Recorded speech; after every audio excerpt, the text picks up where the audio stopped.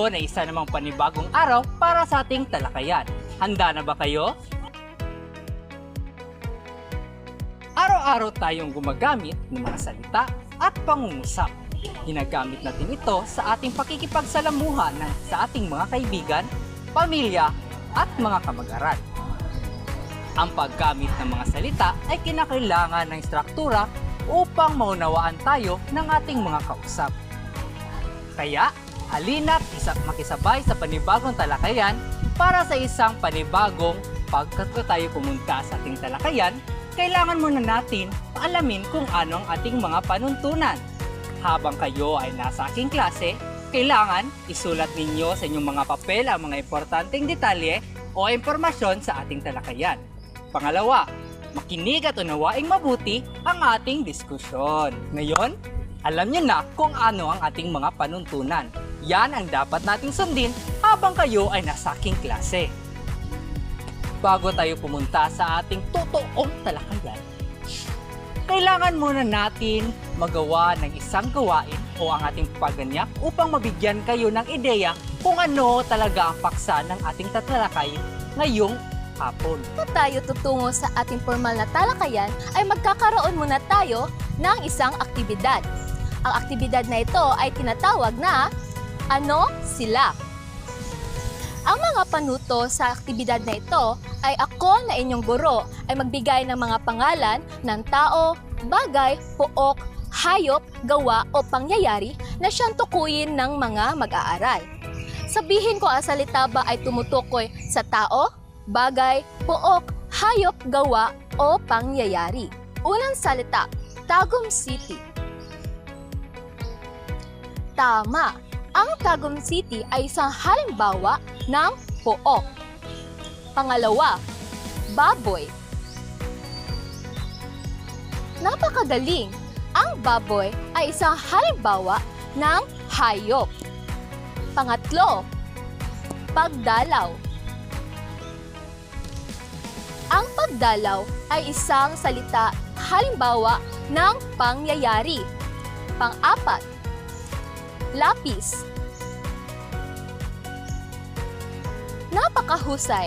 Ang lapis ay isang halimbawa ng bagay. Magaling! Natapos na tayo sa ating gawain ngayong araw.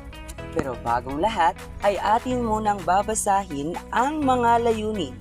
Ang mga mag-aaral ay inaasahang makamit ang mga sumusunod. Nakatutukoy ng tamang kahulugan ng pangalan at panghalip. Napapahalagahan ng paggamit ng mga pangalan at panghalip sa pamamagitan ng paggawa ng mga pangungusap. At nakagagawa ng isang sanaysay na nagpapakita ng pangalan at panghalip. Ngayon ay maipapakita akong dialogo. Narito.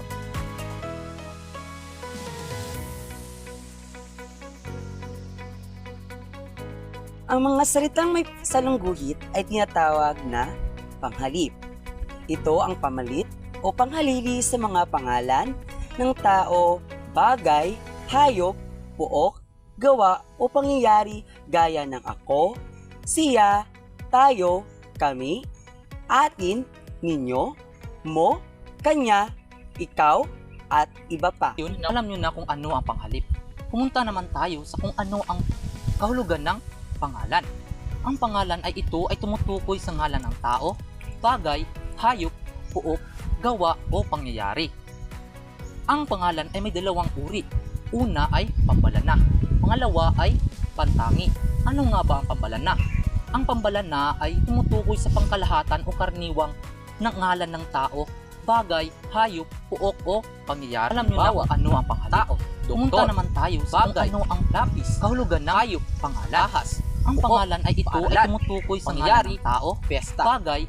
Ngayon ay pumunta naman tayo kung ano ang o pangyayari. Ang pantangi ang pangalan ay may dalawang uri o tanging ngalan ng tao, bagay, hayop, o pangyayari. Ano nga ba ang pambalana?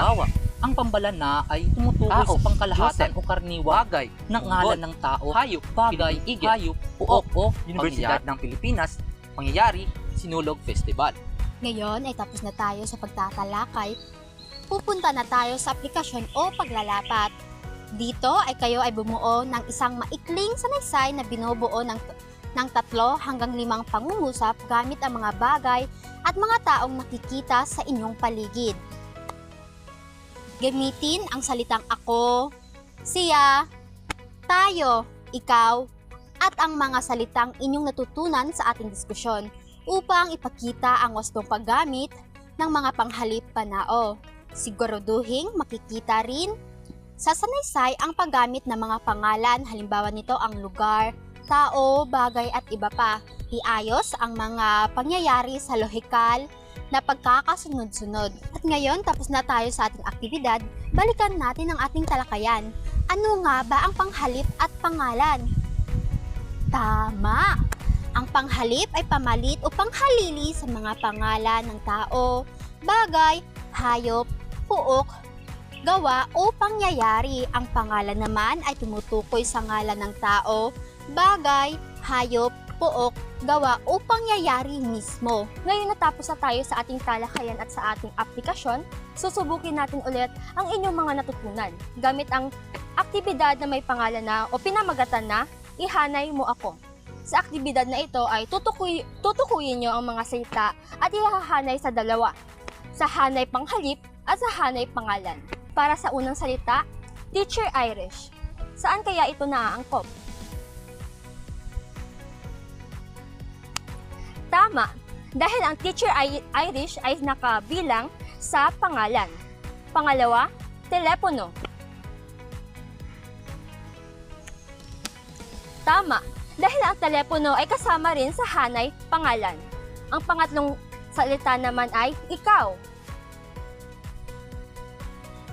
Tama, dahil ang ikaw ay kasama sa mga halimbawa ng panghalip. Pang-apat, kutsara. Tama, ang kutsara ay kabilang sa mga pangalan. Panglima at panghuli, tayo.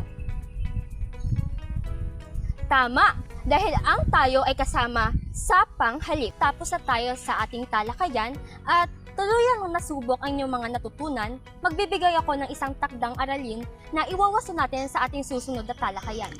Sa ating talakayan na ngayong oras na ito, naway marami kayong natutunan at naway magagamit niyo ito sa pakikipag-usap niyo sa inyong kapwa. Magkikita-kita tayo sa susunod nating talakayan. Hanggang sa muli, paalam!